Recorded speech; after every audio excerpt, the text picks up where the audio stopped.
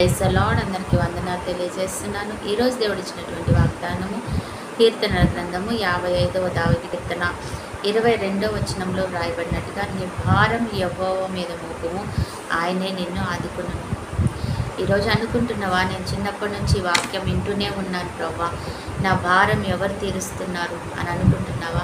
ఇది మనుషులు ఇచ్చిన వాగ్దానం కాదు, అది ఆయన మర్చిపోవడానికి. మనుషులు ఇచ్చిన వాగ్దానం కాదు, వారు చేయకుండా ఉండడానికి. కానీ దేవాది దేవుడే స్వయంగా నీకు ఇస్తున్న వాగ్దానం ఇది. నీ భారము ఆయన మీద మోపు అంటున్నాడు దేవుడు. నిజమే, నా దేవుడైన యెహోవా నీతో మాట్లాడుతున్న మాట కదా.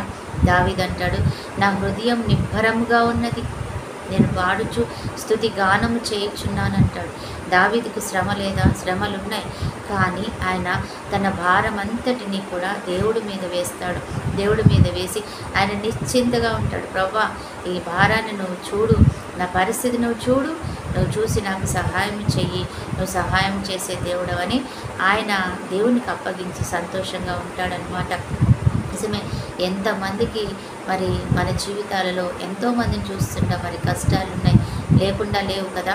నిజమే, రూతును చూడండి, ఎంతో శ్రమ ఉంది, కానీ ఆమె ఏ రోజు దాని మీద మనసు పెట్టలేదు. కానీ నీ దేవుడే నా దేవుడు, నా దేవుడు నాకు ఏదో ఒక సహాయం చేయకుండా తప్పకుండా మానడు అని ఆమె నమ్మకంతో ఉంది.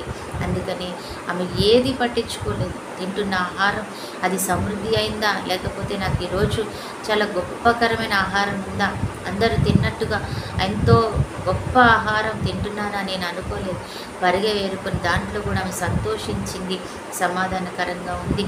తన బాధ్యతాయుతంగా తన అత్తని చూసుకుంది, సంతోషం వెతుక్కుంది. అందులోనే ఆ దేవుడు ఆ సంతోషాన్ని బట్టి ఆమెకి ఎంతగానో కృప చూపించి ఈరోజు ఆమె విషయంలో ఒక మంచి నిర్ణయం తీసుకున్నాడు దేవుడు.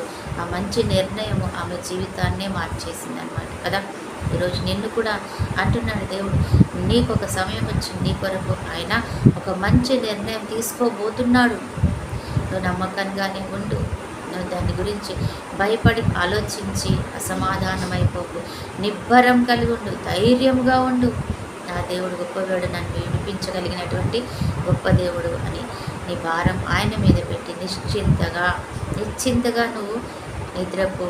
దేవుడు తన కార్యమని ఆయన చూసుకుంటాడు. అటు కృప దేవుడు మనకి ఇచ్చుగాక. ఆమేన్.